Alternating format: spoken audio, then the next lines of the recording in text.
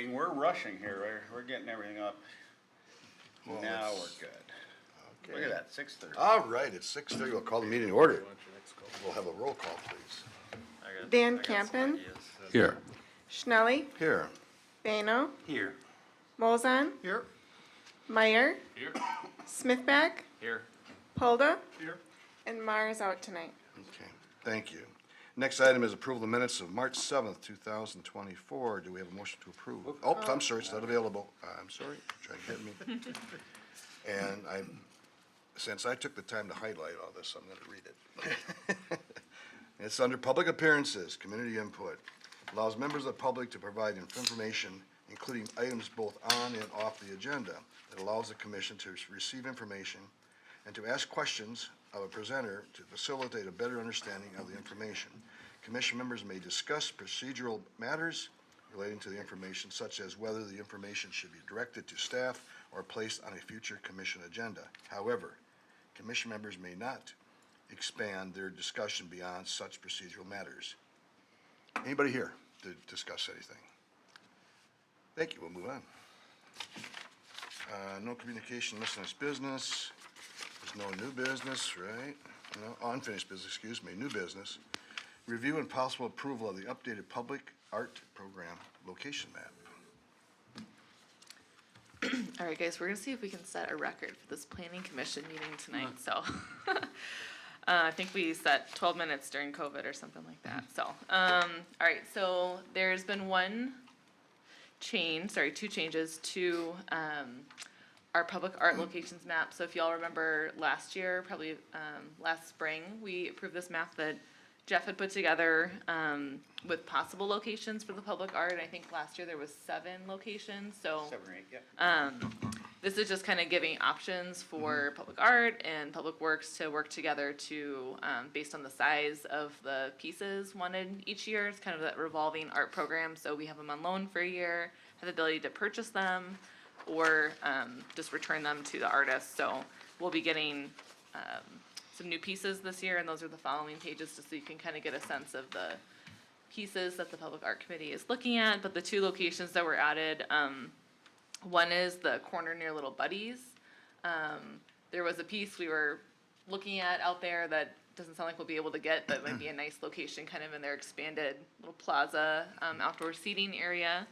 And then also, outside the Firefly Coffee House, they're actually gonna be sponsoring a piece. It's a small, owl piece, probably up on a pedestal. So if you've seen like that little panther that's next to, the band shell, it's been up the last year.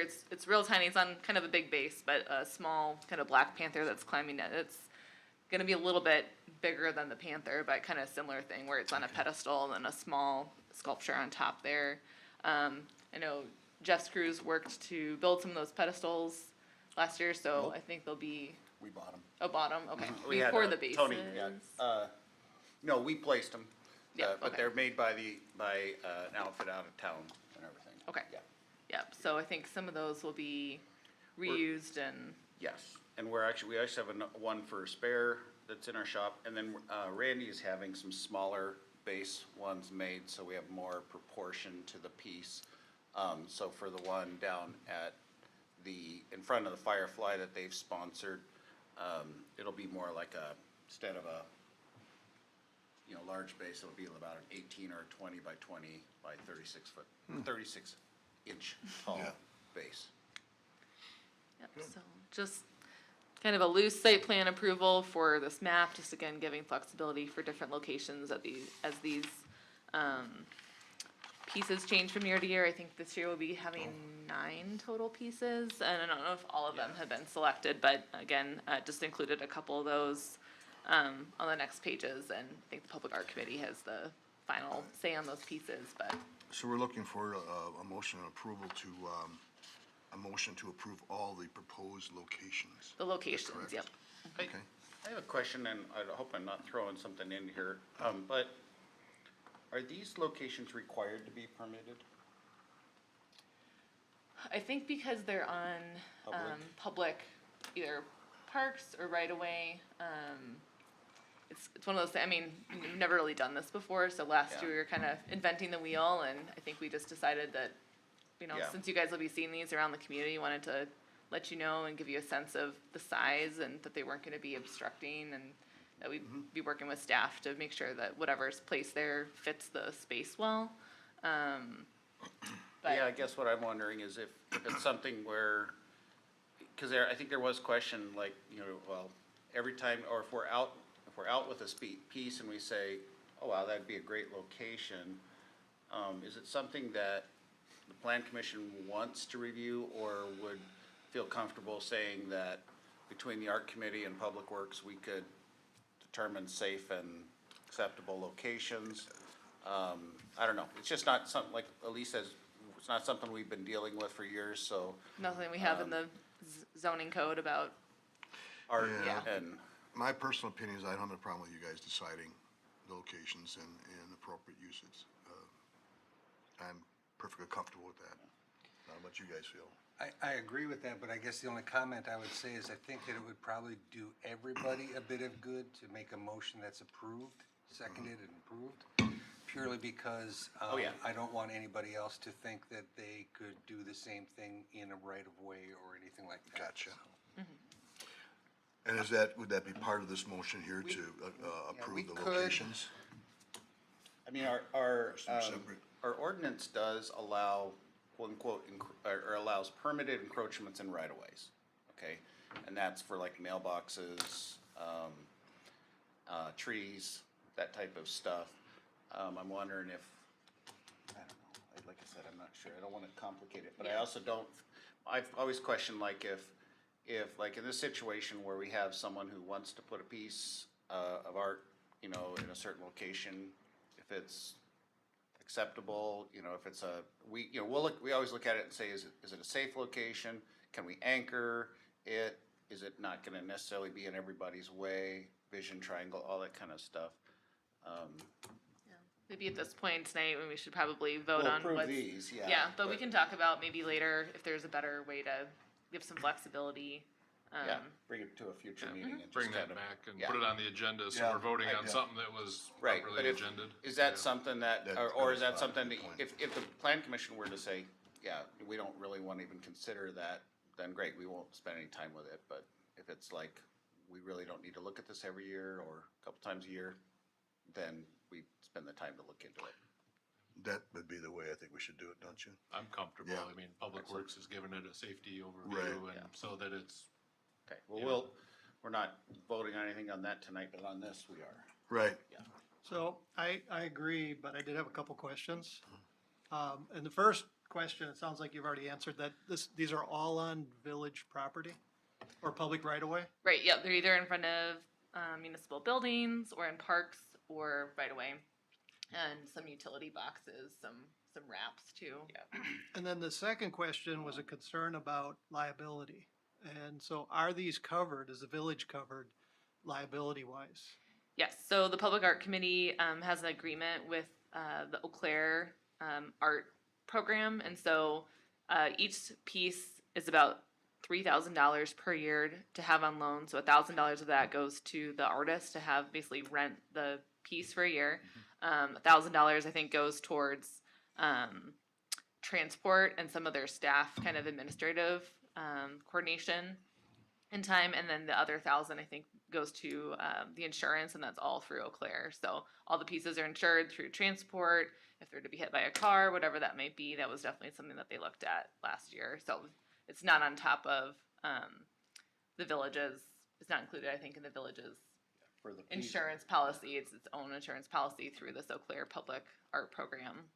For the pieces, and then for any kind of municipal immunity or whatever, still carries through, just like it's a park, just like it was Okay. a jungle gym or. That was my concern is, somebody gets hurt and tries to sue the village, are we covered?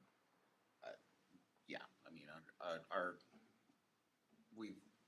don't think it's any different than when we place things in parks or anything else. And I remember we did talk to our attorney about that last year on things and.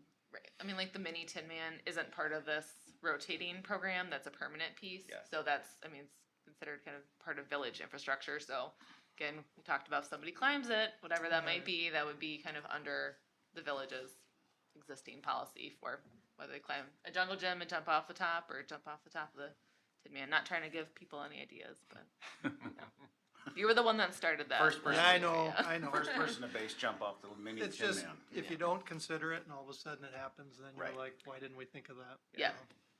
No, I know Matt and Derek looked at this all last year Yeah. and looked at the agreement with Eau Claire and felt comfortable with it.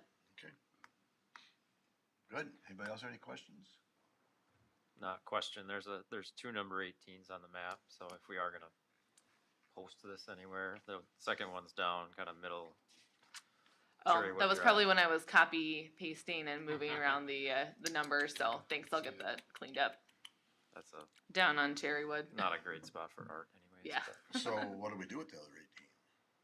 Well, they're Just both, make it a- they're Yeah, that one's just extra. Oh, I'll get yeah, it right. cleaned up Right, before it we're goes just- to the we're board. identifying Yep. these spots as, Include that in the okay, motion. got you it. see nothing. Yeah. Right here. All right, we need a motion. I move to approve the public art map contingent upon changing 18, number 18, To whatever number. to getting rid of or whatever number you want to make it. I'll second. We have a motion of a second. Is there any discussion? All in favor, say aye. Aye. Opposed? That motion carries. Thank you. Moving on to the next item, which is for discussion only. It's updates and ongoing zoning text amendments. You gonna hit the highlights on it? I'm gonna hit the highlights. So, don't know that I necessarily need to go through all these, but I didn't ask Sonia to come tonight because I thought it was pretty pretty straightforward. So a lot of the changes that we kind of discussed and suggested last time that were pretty easy. We went ahead and changed, and I think actually worked with our village attorney Derek Punches to get kind of a better red line version cleaned up. So hopefully it was a little bit easier to see what's been added, what's been subtracted there, and track all of that. So I think for what are you doing, Jeff? I don't know, I did notice that we did put or donate at least 2 pages of type to beekeeping and. Oh yes, of course. That's one point I did want to Which I actually talk will- about tonight. I'm gonna read So. that over again. So family definition, I think we were all in agreement on that. Paved surface setback, we've kind of waffled between the 3 and the 5, and Jeff and I felt comfortable with the 3, and think that we're gonna have some other language when we work on our property maintenance ordinance. I do have one question on that before you go further, and it's not about the setback itself, but it's about the definition of impervious surface. Okay, yes. I thought that we were going to define that as what is typically defined as an impervious surface in stormwater. Specifically, what we don't have is gravel surfaces alone. okay. Yeah, we should include that. Where are you seeing the definition? I'm sorry. It's, Near the end? Page 13 of the packet. Okay, got it, Thank thank you. you. at the bottom, it just, it says landscape, gravel areas and areas with landscape pavers. I don't know if is the gravel areas, is that enough? Well, that's like compacted gravel, or like, usually people will say it is, huh? No, It is, and- yeah. Yeah. As long as, okay, I'm Um, asking, I guess, Jeff as an engineer, is gravel areas enough? It's always, yeah, it's what we've used in the Okay. past, and we've enforced that as, you need, I'm in grass or- agreement with it, I just yeah. wanna make sure that No, that's. yeah, The definition is clear. yeah, I think we're okay. Okay. Then I'm good. Okay. So yes, we're gonna work on a property maintenance ordinance with Matt Dragney. We're gonna pull him out of retirement for a special project. He's really excited about that. So we'll look at some of that drainage stuff and about we talked about making sure downspouts aren't pointed directly at property lines, and so we'll cross that bridge when we get to it. Exposed fasteners, we just made that clarification that the I there means institutional, so this does not apply to industrial districts. And then that language about the colors matching the neighboring material, so fasteners and the the siding match colors that's in there. So regarding the chickens and bees, I think we included most of those changes and cleaned up some of the language there. One thing that's not in the text there, but about the application. So I was gonna try to work on kind of a draft permit for this, and we talked about some different fees. So I don't think those numbers are in there, right? But just curious what you all thought about. We'll have to include this in the fee schedule. But for an initial one, just given time to kind of review, help with questions, process the permit, things like that. You know, Mark and I were throwing out maybe $100 for the initial application, and then $25 for updates. I think in comparison, our like a sidewalk cafe permit is maybe 50 initially, and then 10. Yep. But I mean those are pretty quick. You know, we kind of match those numbers, just throwing some numbers out to start with. I don't know if you all have any opinion on that. I don't know, 100. I know 100 doesn't cover much, but again, it seems like, you know. Not chicken feed, is it? You're never gonna be a comedian, I guarantee you, you're just not gonna make it. I don't know, half You're of gonna them get a good try. I know, you got a handful up here, right, so. It's, I'm not married to any numbers, so I just wanted to get a gut check on that. That's what. Seems like a lot to me for a homeowner that maybe wants to do this. And yeah, it's more about getting them, you know, compliant with the ordinance than it is the fee. So I think it should maybe be a little more nominal than that. And, I see it similar to pet licensing, yeah. which is like $20. Mhm. So, and I know it doesn't pay for your time, but most Right. people, they're just, you know, have several chickens for Right. themselves. There's not going to be too many of these. I No. don't think Right. so. It's not. So I think like 30 and 10 that's for initial, not, and then that's renewal, not objectionable. something like so that. Okay, That's in line. That's a good number. and probably I just, you know, be same for both permits then. So okay. If you guys have any other questions or comments or thoughts about any of these as I'm going down, feel free to interrupt me. The fence height stuff, I don't think we had any big changes from after last meeting. Variances too were just reflecting state statutes. The downtown design overlay and the kind of corridor stuff we talked about for a little while. So the downtown design overlay is now tied to the downtown historic district, which is on our zoning map, and then the historic neighborhood overlay district is the couple. I think there's 4 homes on West Lincoln that are on there. So those maps are now tied to that design overlay district. The gateway corridor thing, we talked about this for a little while last time. We're suggesting that we just repeal that section. Maybe we can talk about that a little bit tonight. I think my thought was most of our areas that are kind of on these entrance corridors are planned business, except for some of these areas that we're now transitioning to multifamily. But we already have, you know, high quality design, you know, building materials as a requirement in all those districts. We don't have any of our kind of industrial districts along those corridors. So, you know, if there were concerns about the way things looked, we might, you know, should we just address those in the zoning districts themselves? Do we feel like we're well protected? We already do a pretty thorough, you know, site plan, SIP review on those projects, and those are, you know, high visibility areas. And so I think we've gotten lucky that the applicants in the past have wanted to do a good job and put forth a project that looked nice. If there was something specific to those areas that you felt was important, again, we kind of talked about too, does that affect homeowners if they're doing projects? Do we, you know, how do we kind of map those areas? Or again, do we feel comfortable that the zoning districts that we have and the design requirements we have, the reviews we've done in the past, have been sufficient? I think the intent when this was originally set up for the entry corridors was not necessarily all the way to the downtown, but more the first 4 blocks as you come into the village. And the intent was, and this is from memory, was to offer some higher level of review and standards that the plan commission might be able to use as a tool to maintain that sort of image of the community as people come in.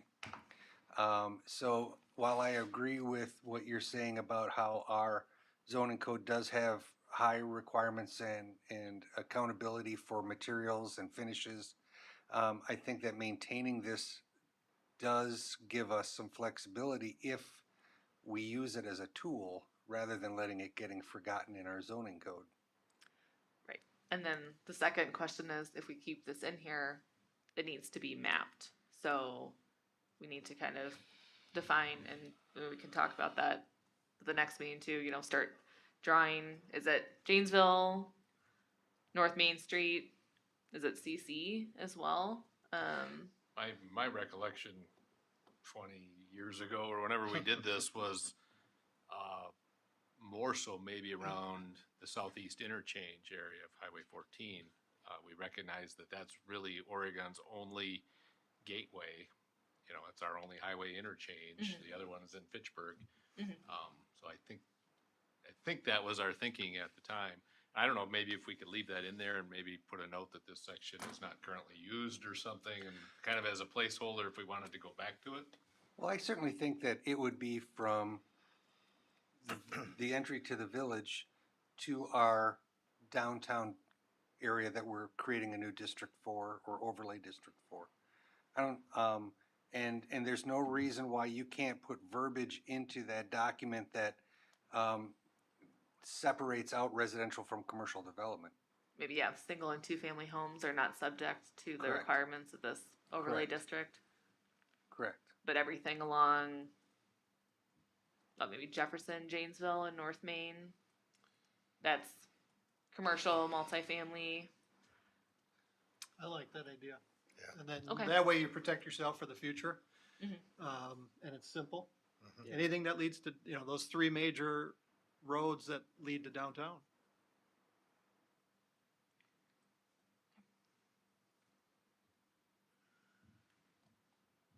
Anybody else okay with that? Yep. Okay, so maybe I'll come back with a draft map, next time, and some language I can work on with Sonia about, the single and 2-family. Okay. All right, let's go back to our list. So design overlay, so signage, I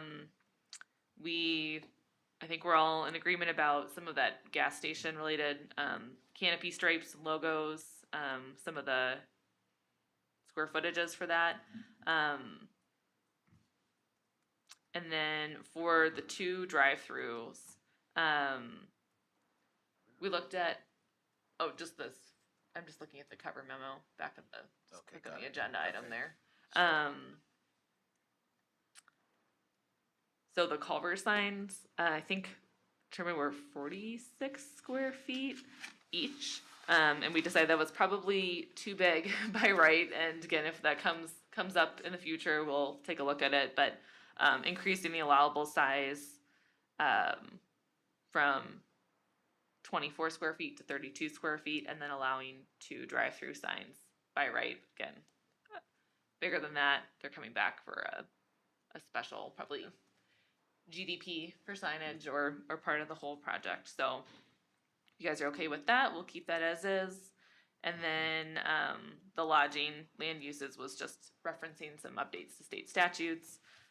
Per our attorney Derek's recommendations, we're going to be holding on the energy land uses and the telecom land uses to do some more research and just make sure that we're kind of, again, keeping up with some state laws that have changed recently. So we'll probably just keep these 9 moving forward, but we did want to wait until after the election just to see if we were going to have, make sure that the new board would have kind of an update, a heads up on these zoning text amendments. So now that that's settled, I think we need maybe one more review of the final language before we do a public hearing. So maybe we'll aim to do kind of our last review in May and then do the public hearing in June. And that way I've also have plenty of time during May to update the board on what we're thinking, since we certainly don't want to get to public hearing and then realize they've got any issues with what we're proposing. So, any other questions or comments on these? I have a couple, and I think most of them I'll deal with just by sending you some marked up copy. Yeah, that'd be Um, great. I think whenever you can be more accurate and brief in language, so I'll send those to you tomorrow. Okay, thanks. But the one question I had is, on the packet, page 6, it talks about fence for drainage structure shall be a minimum of 60% opaque. Yes. What's the reason for that? Is that a safety thing? Is that to allow the water to flow? Just Yes. allow the water to flow. Okay. Yeah, I know it's a weird terminology of that, but believe it or not, in sign, well, you know, in cut sheets and that kind of stuff on fence, cut sheets and stuff, it'll actually list meets, Opacity, yeah. 60% opacity. Okay. So Okay. it's it's a weird term. I've always thought that was, but basically this is for in areas where there are a lot of obviously drainage ways that are now behind houses and stuff like that. Because we are much more attuned to making sure those are put in. We also can't have someone just put a solid fence across there and just block everything. Okay. So, yep. The area that I'm really struggling with is the setback for the front fence. I brought that up last time, and I've been thinking a lot about it, and I walk the village a lot and look at it, and there's certainly pros and cons Yeah. to how far a fence is set back, but I'm thinking of it in terms of like the Viridian development. And I haven't been back there much, but I remember the townhouses, and I'm thinking very small grass in front of it. Do you really need to have a fence that's 3 feet set back from the sidewalk where it sacrifices a significant portion of their yard? And why? What's the advantage? It'd actually be 4 feet. It'd actually be 3 feet from the property line, which is Yeah. 1 foot from the sidewalk. Yeah. And I just shake my head thinking, why? You It's know? Yeah, otherwise it's kind of that, just more of that historic kind of picket fence, garden fence. Right. Why Um, can't that come up to the property line? I know you don't want it right at the sidewalk, and I know there's a safety issue. I get it, but I don't think it needs to be set back so far. Because it's only 36 inches. Yeah. Yeah. I think mean, that- that's the maximum That, height. we were so- thinking for taller fences, set it back the height of the fence, minimum Yeah. the height of the fence. Right, and yeah, definitely if it's over 3 feet, it needs to be for the front yard, definitely the full 30 feet I think back. Ideally, that calculation could have opacity of the fence as part of it too. You know, if you have a solid stockade fence, too close to the sidewalk is sort of an odd occurrence, but if it's a 5-foot wrought iron fence that you can fully see through, it wouldn't look that strange. Well, there's a couple questions there, because what constitutes the front yard on a corner lot? Where the, Is it the address? where The the front address. There's actually, yeah, it's where the facing front door, typically, I mean, it's Right. not a perfect formula. Yeah. I mean, like, Well, you corner know- lots, they typically get a choice even on the Yeah, they- address. Right. They Once do. they do their setback right, for the house. right, that's the but front you still yard. have a 30-foot setback usually in the side yard and the street side yard and the front yard. And so, in a situation of a corner yard, you would be still limited to that 36 inches on the street side and the front. Makes sense. Though I think what we were proposing in this changes is that, remember, we wouldn't have the full 30-foot street Right. side yard. Right.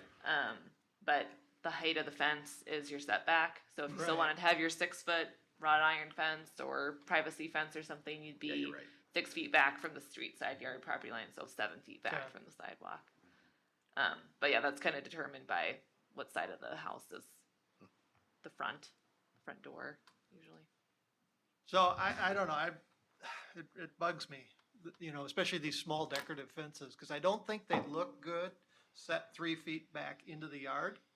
I think a foot at least gives you a little safety barrier if somebody's riding a bike on the sidewalk and, you know, you don't want to hit the fence, but I'd like maybe for you to reconsider that if we can. Yeah, I'm open to that.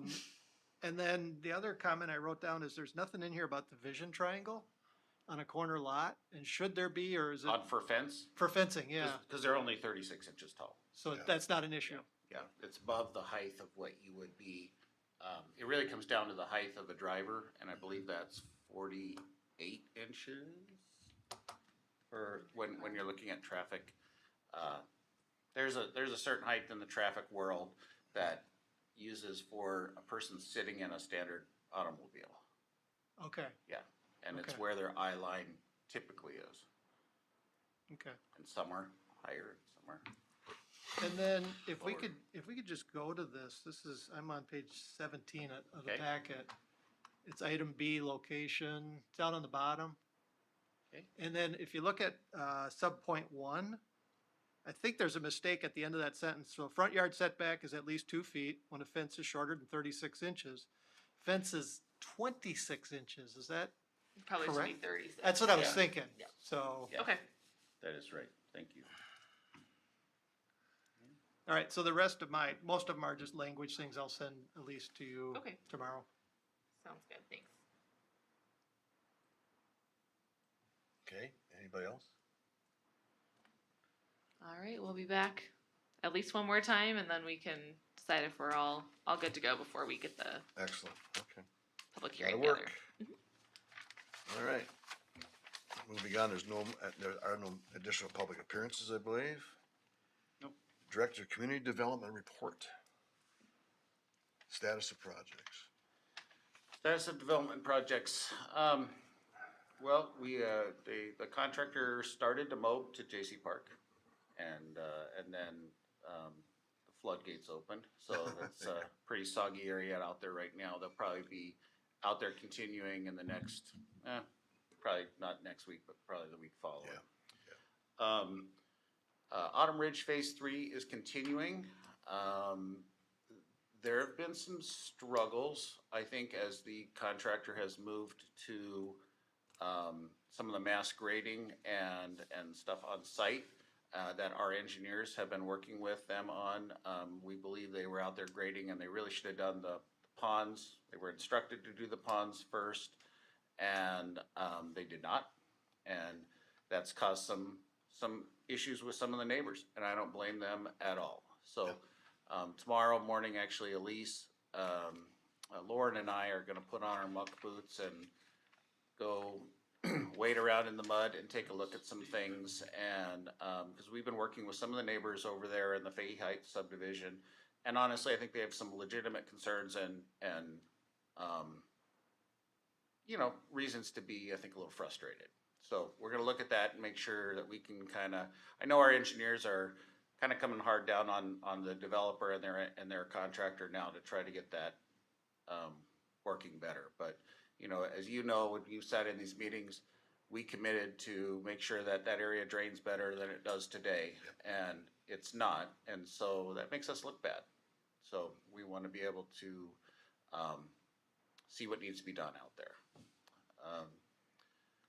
Trying to think of any other, I mean, we're kinda waiting for the weather to get better for other development or for other roadway projects and stuff, but those are, I think actually, the road maintenance contract today was opened. I didn't hear how that went, but, was it? Did you hear about that? Okay. So just things are starting to get ready for spring and summer. Okay. The Autumn Ridge, what's the timeline with the annexation and everything out there? Well, the property's been annexed. So it is. And the plat's been. Yeah, the plat's been approved, the property's been annexed, the contract has been let. We've had some setbacks on our utility work because there was a piece of utility equipment on the water system that was not identified that we needed there to be able to reduce pressures. And so we've been working with the Public Service Commission and our engineers, their engineers, everybody on that. But I think the sanitary sewer is almost all in for Phase 3A and all the way across the golf course. And they'll be hopefully starting on the water soon. And if, you know, things dry out, I mean, right now it's just not a good time to be out there. Yeah, I hadn't heard that the annexation was final, and I saw a sewer Yes. pipe out there, and I was hoping the village's engineers were We- overseeing all Yes, that. yeah, we do, it is part of the village now, and that's always hard when they're not our contractor, it's not our contract, but we are overseeing them and requiring them to meet our standards, and also, there's one thing to construction standards, but then there, as far as like whether things are being put in correctly, but there's also that, are they taking care of the site and protecting neighbors and that type of stuff, so we're following up on that. Okay. Anything else? Viridian's screaming along. Oh, that's a good question, or a good thing. We have been contacted by Veridian as far as we're looking into phase 2. And that will be coming your way at the next meeting. But they got, there's And 10 buildings and about 3 or 4, but Yeah. at least 3 basements already poured, and plus 4, 10 buildings up. and also they were talking to us about how we'll be finishing that park, the one smaller park up near the cemetery area, and then that triangle park that's behind the Richards Road area. Yeah. You know, that walking kind of path park Yeah. back there. Yeah, it is worth noting, and when we get the phase 2 plans, we'll update you, but, they haven't changed a whole lot other than the phases have switched, so phase 2 is actually that, I guess is that Stoddard, kind of a eastern Stoddard. continuation of Stoddard, so But up not the against. connection. But not the connection. Yep, not to connecting all the way to, Perry North Perry yet, Parkway. but it would kind of stub out at the, very close to Perry Parkway, but so that kind of passive park, that large wedge park would be coming in phase 2. I think that was originally supposed to be phase 3 or 4. Yeah. And just based on their unit mix they want to go for, that's the area that they would like to expand to next. Obviously post office is underway. I think we've heard October, November, sometime for that to be wrapped up.